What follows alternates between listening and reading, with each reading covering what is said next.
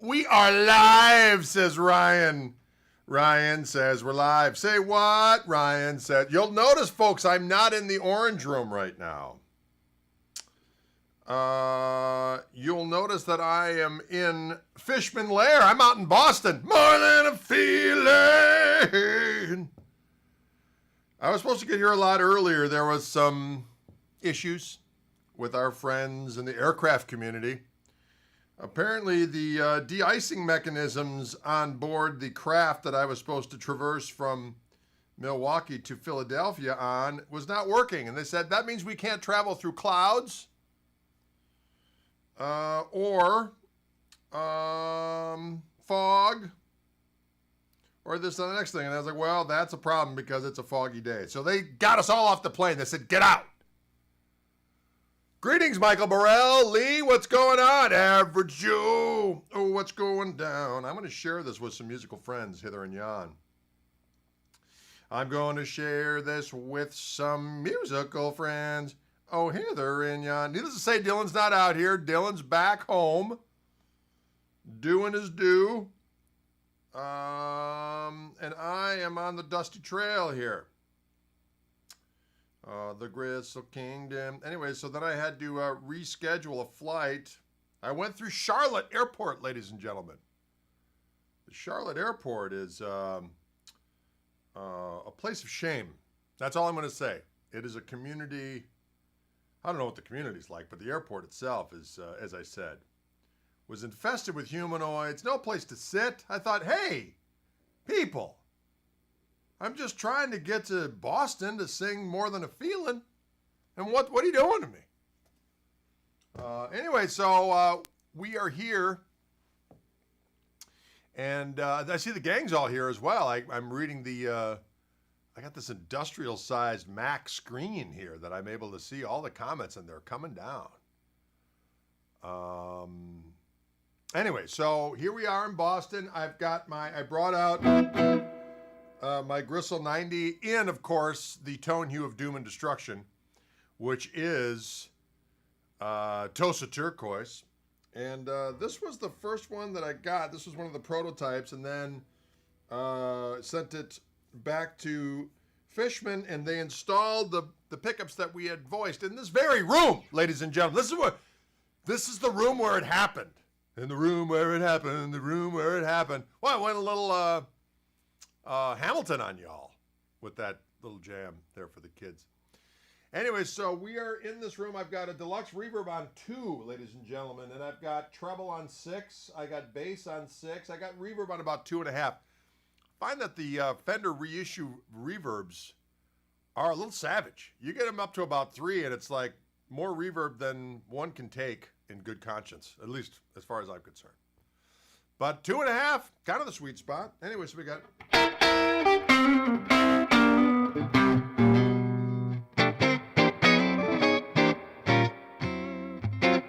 I have my Gristle King pedal. Now, I should mention that the fine folks at Fishman are manufacturing our Gristle Kings for us. And so, needless to say, they have one out here. So I can go between this clean sound...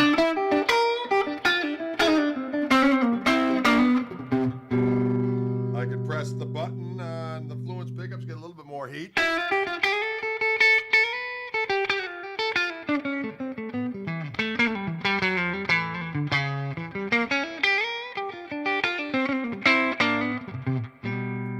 the clean boost on here to get a little bit more.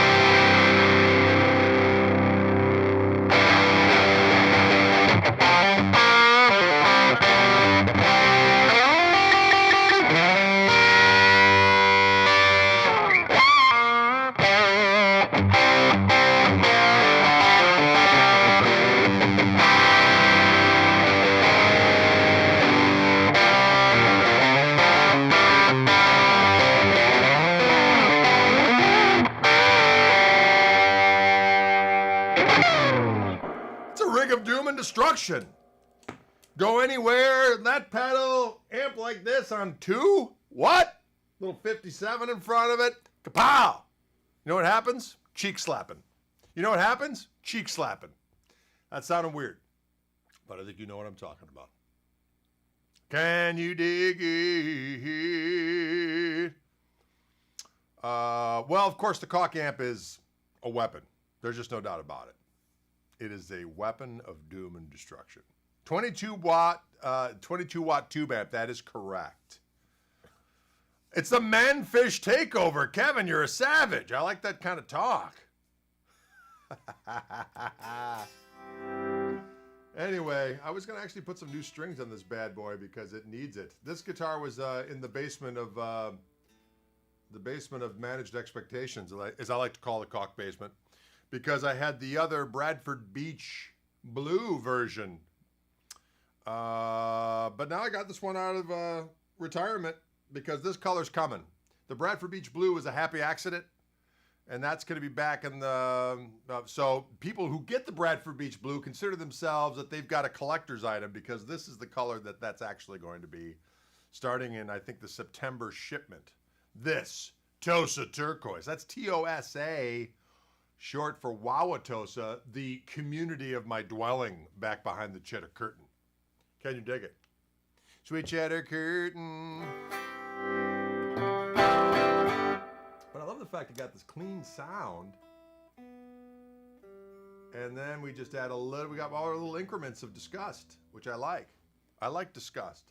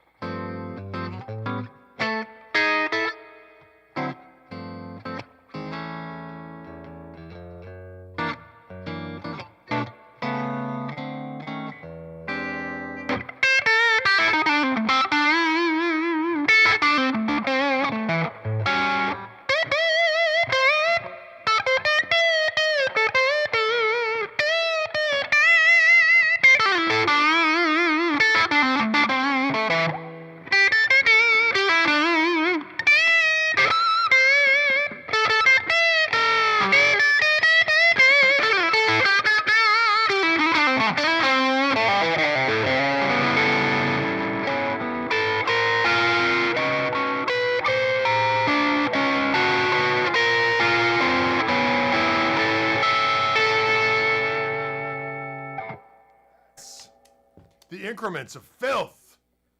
Can you dig it? Folks, can you dig it? Here in Fishman land. Amp is on 2, ladies and gentlemen. I think that's important to say. Because under normal circumstances, an amp that would be cranking into my left ear would cause unmitigated problems. I do put a little ear thing in there. It's what's it called? An earplug? I put that in there. Can you dig it? Yes, hanging with the Fishman, folks. You are correct, Patrick McManus. Out here, we're doing some videos for the standalone version of the Fishman Gristle Tone P90 set. So, of course, they come in stock in the in the Reverend Gristle 90 guitar, as I have in front of you here at this particular juncture in time. But they also are going to be a standalone set that'll come with 2 volume controls and 2 tone controls. And they are installing them on a delicious gold top Lester Pulphus model. And I'm going to do some videos with that tomorrow. And then I'm going to take that rascal guitar back home with me. So when I do my my videos and stuff from the Orange Room or elsewhere, I'll play on the Gristle Master with the P90s, but then also play on the Gristle 90s and a Les Paul to give people the look-see of what that sounds like. The look-see of what that sounds like. Does that make sense?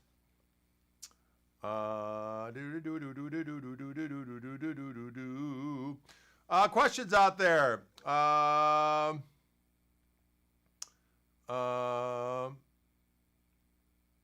How do you make the guitar growl like that? Well, I'm using my Gristle King pedal to add a little extra sass, but these pickups, they sound glorious.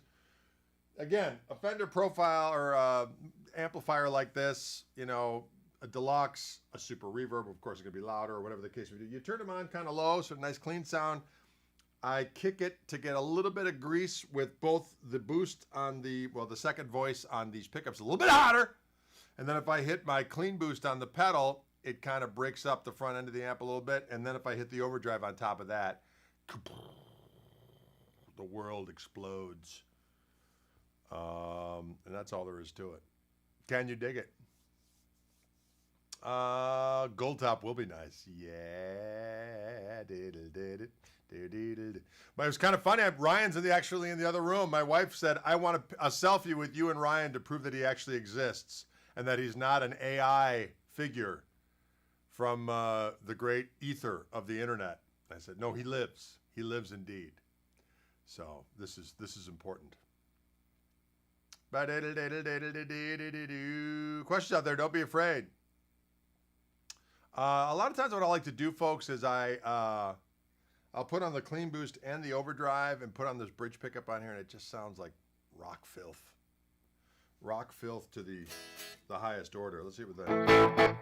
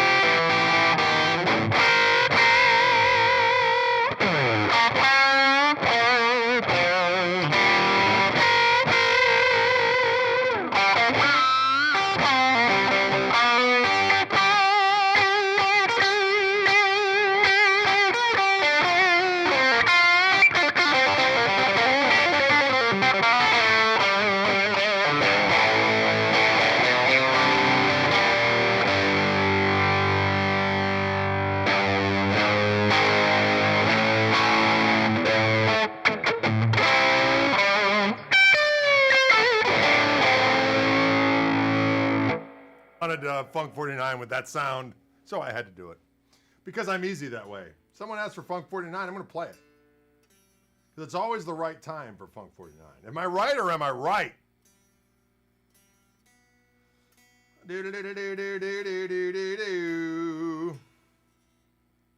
Yeah, let's see what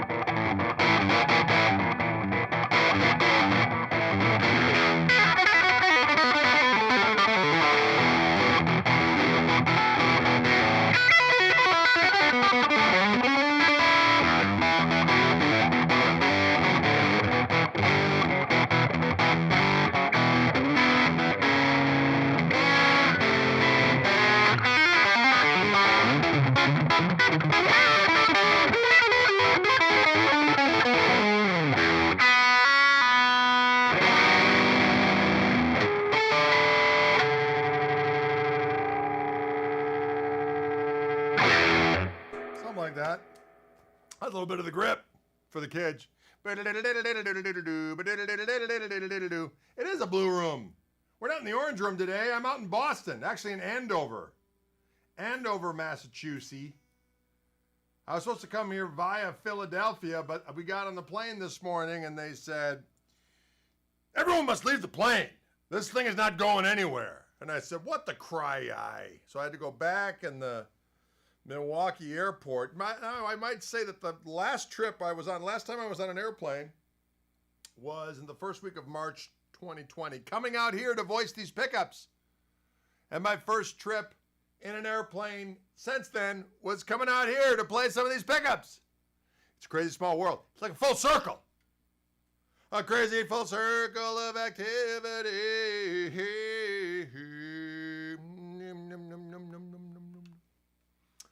Oh, Patrick says play Spank It. How would Spank It sound as an individual performance? Well, we could find out. You can't hear the talking mic? Can't you hear? They can hear it. They can hear it. I got the thumbs up from Ryan in the other room. Ryan exists, okay? Ryan is real. It's not just a figment. He's not just an automaton or an AI figure. He's an actual living, breathing, majestic human being here in Massachusetts. The Circle of Rock, that's correct, Maddie K. Bungalow Bill.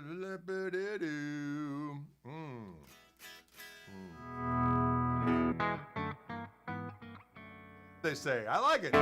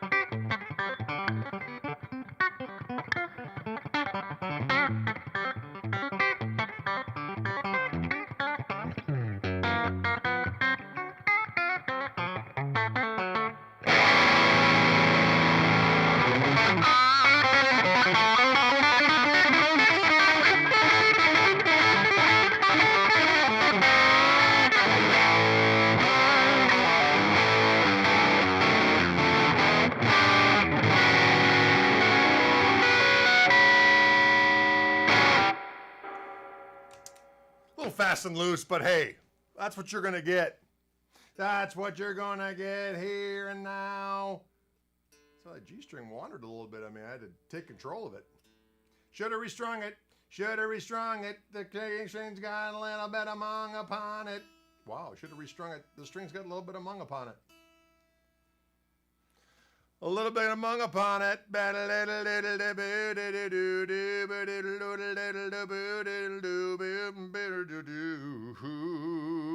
you dig it? How are y'all doing out there? Come to Philly. I'd like to come to Philly. But you know what? First things first. Had to come out to Bostonian. Oh, what do we got here? To keep protecting you, Sophos needs access to your device. Listen, Sophos. Sophos yourself, Drade.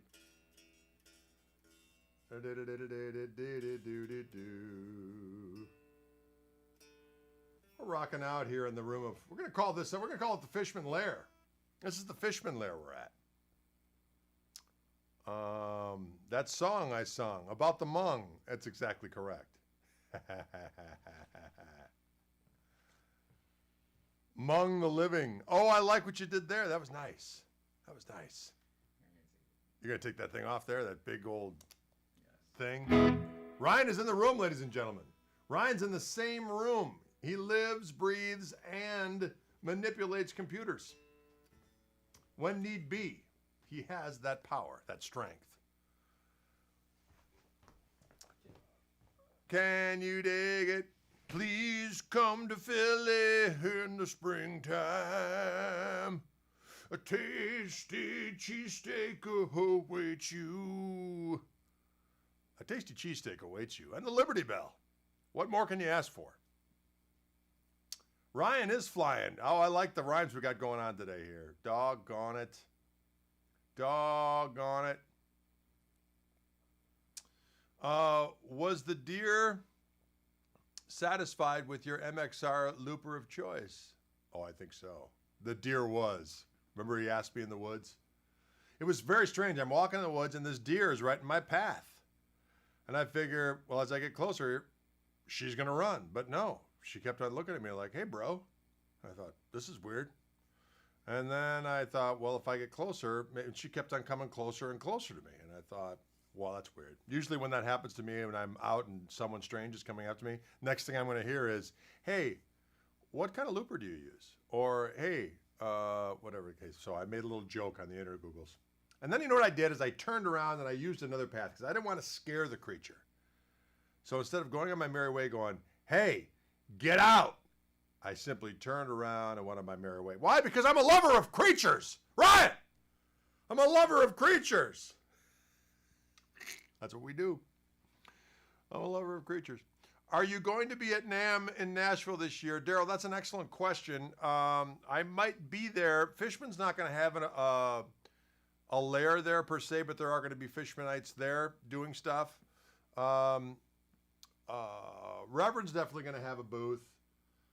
I probably will go, but I don't know yet. We got to see. But there won't be any kind of official concert or anything that I know of yet, but that could change because everything seems to be changing relatively quickly. Hey, gentlemen, when is the official release date of the P90s? People are asking. June 21st? 25th.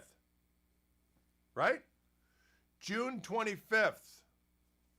Oh, I see a sign there. Sweet, sweet sound. They're holding up a sign saying, sweet, sweet sounds. It reminds me of a story. It's story time right now, ladies and gentlemen. You know, back in the day behind the cheddar curtain, I first got married. First of all, I was working at a music store during the day and gigging out at night all the time with the band. And I'd leave, go out of town, couple, weeks out of the year when the road called. But it was hard getting the band out of town. I'm going to tell you that right now. It was very difficult. So played around town as much as I could, doing mostly my own stuff. But occasionally I would do the pickup blues gig. And this guy called me, this harmonica player, who shall remain nameless. And he called me up. He's like, hey, Greg, what are you doing on Tuesday nights? I said, I don't know. What do you got going on? Well, I got a gig at this place called such and such on the south side of Milwaukee. And it's attached to a gym. And there's a bar attached to a gym, and they want to have blues bands. I go, that sounds like the worst combination of all time. And he's like, well, we're going to try it out. It's, the hours were early and it was Tuesday night money. But at that time I was just trying to play out as much as possible and take the money and run. So I said I'd do it. I go, all right, Tuesday night I'll be there. So I show up and sure enough, we're in this kind of disco type thing. And at the back of this disco is the entrance to this workout facility.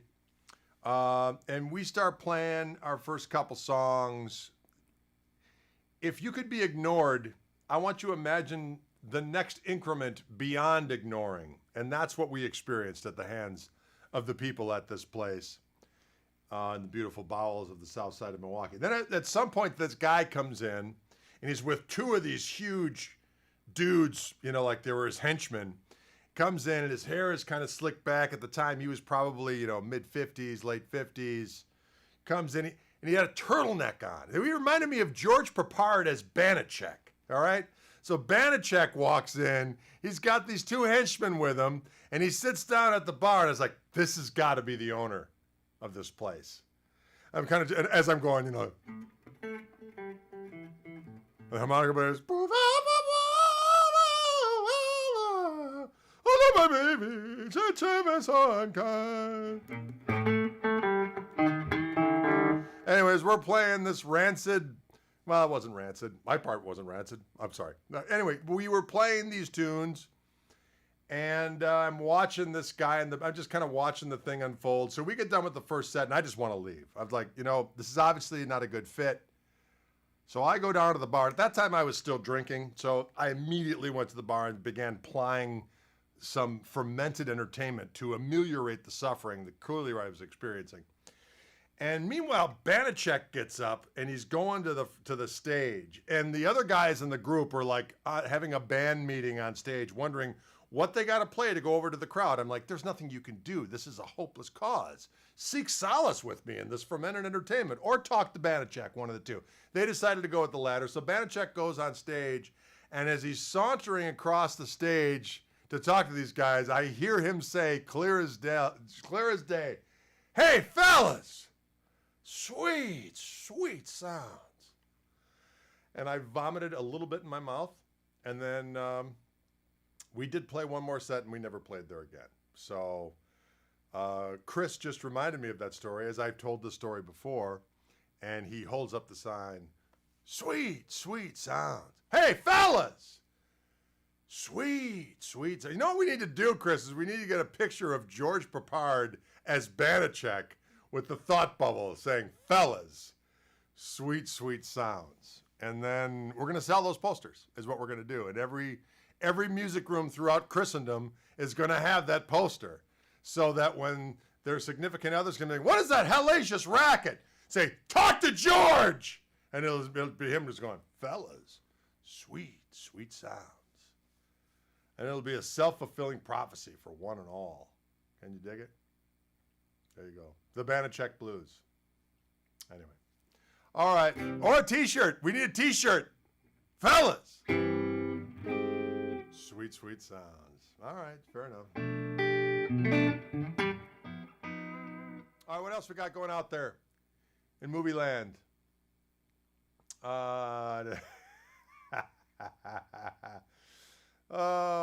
You know what? I'm going to start writing my book, ladies and gentlemen. I got stories, one right after another, of these adventures, and of most of which I remember, and once I start remembering one, it's kind of like jokes. You remember one, and then you remember all of them, or they start coming in. And, gigs from, oh my God, I just remembered another one. Is it all right if I tell another story? Is it okay? All right. So during this period of time where I was doing all these gigs and taking them, and people like this other guy called me up, this harmonica player who took me in the lair of Banachek.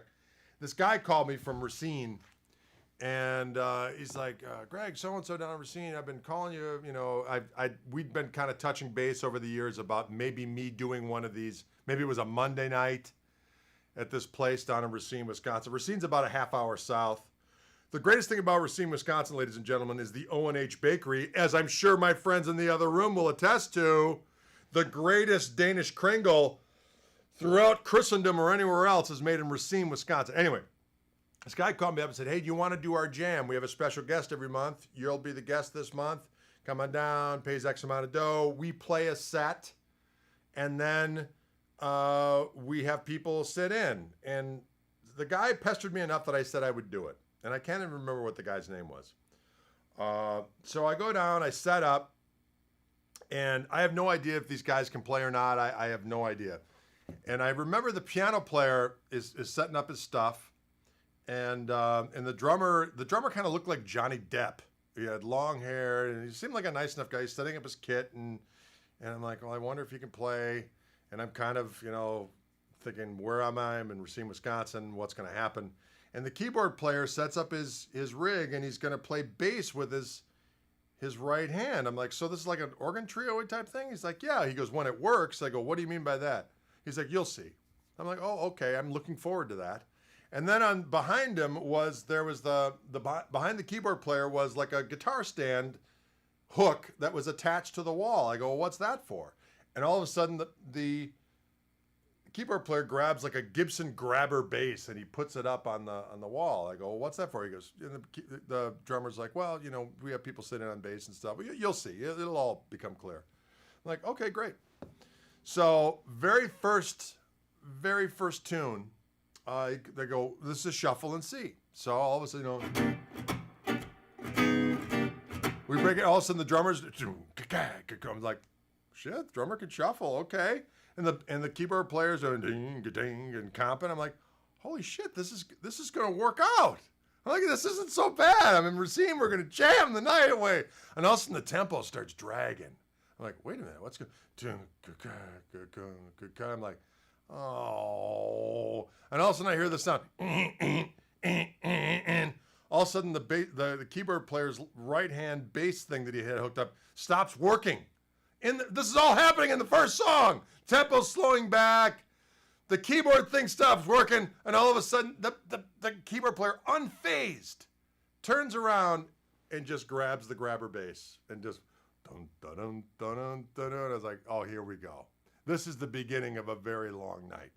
So, fast forward to the jam part of the evening, an unmitigated disaster of mutants, ne'er-do-wells, and miscreants. Not that I'm judging. And I remember this one situation where this guy came up to jam. He was a percussionist, apparently. His percussion rig was as follows: 6 cowbells on some kind of a stand with a tambourine on top that he beat willy-nilly with sticks. Then this biker dude comes up, and he's got this really cool 3-pickup old National guitar. I'm like, it wasn't like a steel National, but electric National. And I'm looking at this guitar and I'm going, where did you get that? He's like, oh, I got this from a rummage sale last week. I paid $25 for it. I go, well, 50 takes it out of here tonight if you're game. He's like, no, I'm going to get back into it. I played in bands back in the 70s. Anytime anyone ever says that, I played in bands back in whatever decade, that doesn't mean shit. Because most likely they didn't sound good then, and he can't play now, okay? I don't care what kind of band you said you were in. Not that I'm judging, but again, let's continue. So we start playing this tune. And I'm getting a little toot from this guitar player, like he's gonna show me some stuff. I'm like, I could care less. I just wanna get my stipend and get the hell out of here. So we start playing this tune, and it turns into the jam section. Well, Johnny Depp is engaging in a spirited drum battle with Percussion Man, aka Cowbellsman. And they're kind of going back and forth until Johnny Depp destroys the snare drum, and it's gone. It's just going, he broke it. But this doesn't stop. He's undeterred. He's like, pladdle,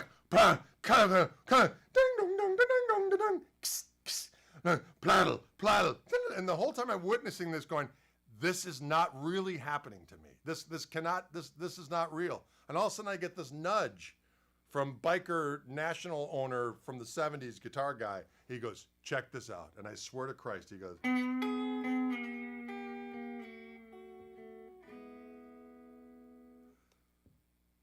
that was it for me. He played that and looked at me like, check out my badass lick. I go, that kicks ass. And that was the end of it. I've X'd out the rest of the evening. That was, and so every now and again I get a little business locally. I go, how come you don't play in any old places anymore? I was like, you know what? Because I don't have to endure that weird stuff anymore. You know what I'm saying? Not that I think I'm holier than thou, but I do like to engage in musical congress with people that like to play good music, and, you know, maybe we hold out for a little better environment. What do you think? Fellas, what do you think?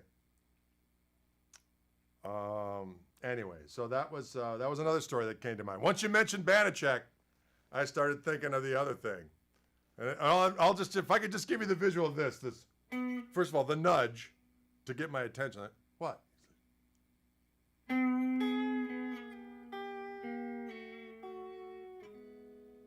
Meanwhile, and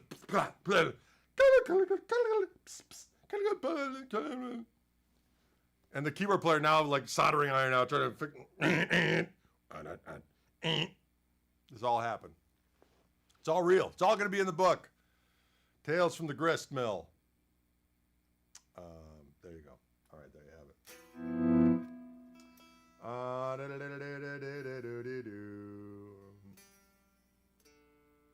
This is about the time when someone goes, just play. Oh, Lord have mercy.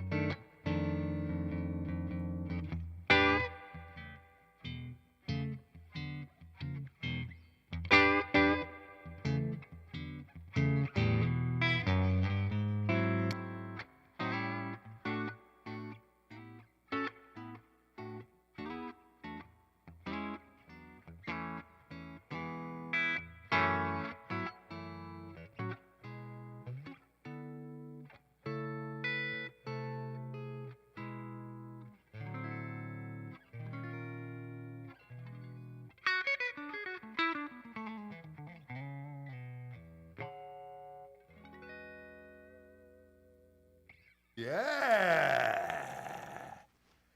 Can you dig it? Can and will you dig what's going down? How's little A little bluesy thing in the key of E. Went with a bunch of different little morsels in there for the kids. Mutants, ne'er-do-wells, and miscreants. Oh my, nicely done, Teddy.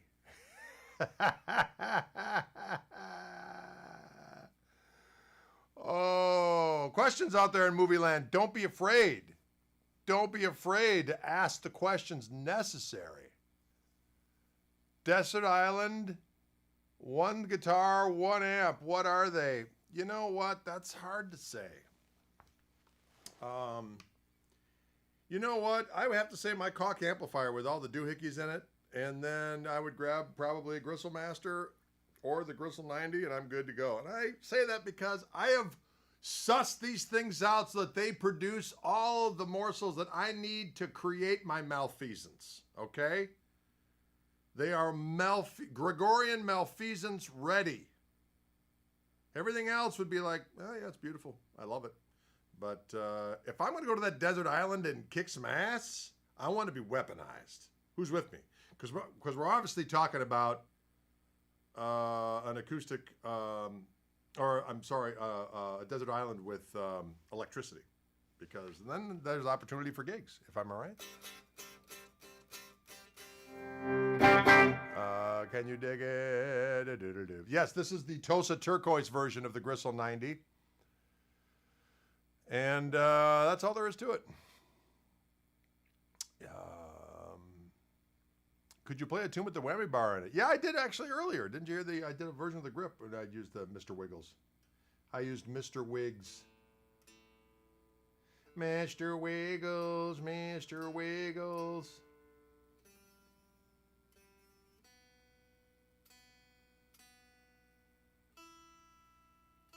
See what we got here.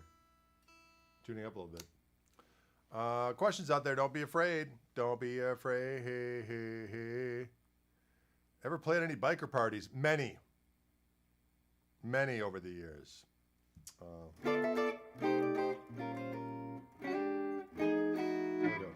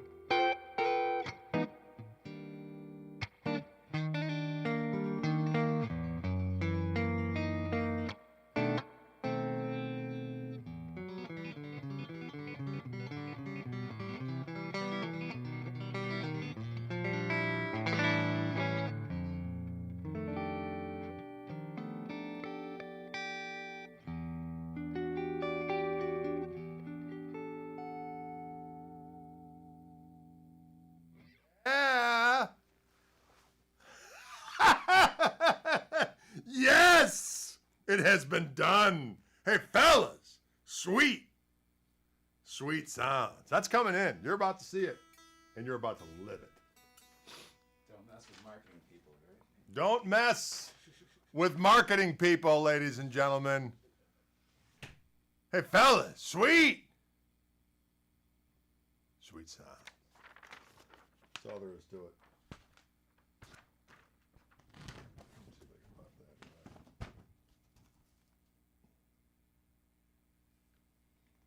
Doesn't get any better than that. Hey, fellas, sweet sounds. Yes, this is the new Fishman Fluence Gristletone P90 set.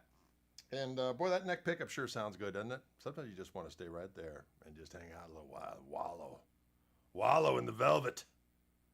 Wallow in the velvet.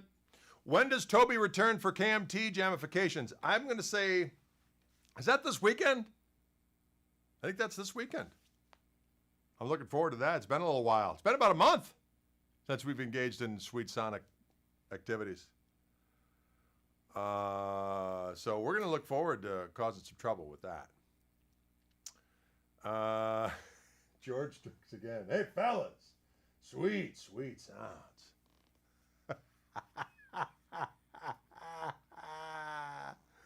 Woo!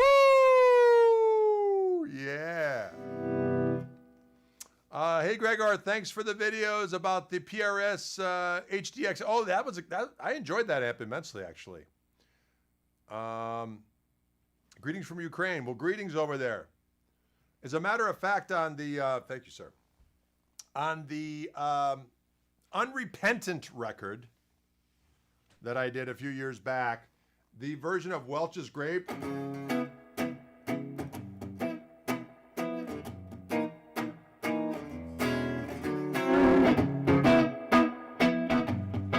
Welch's Grape, and actually, there's 3 tunes on there that were done at the same session. Welch's Grape, Sweet Tea, and then a version of Dirty Old B, which is the same as Night Owl Now.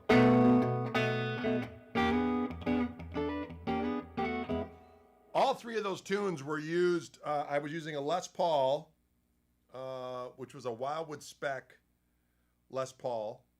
59, beautiful guitar. I've since sold it only because I had to get that 53 Telly, and I needed to, in lieu of selling organs, I sold some custom shop guitars. But I used that guitar into a 59 Bassman reissue and a Paul Reed Smith HXDA amp, and I just gunned them both. There was no other pedals involved. And I just worked the volume knob on that Lester. Turned it down for the clean spots, and then turned it up, and it just went, just annihilated. Can you dig it?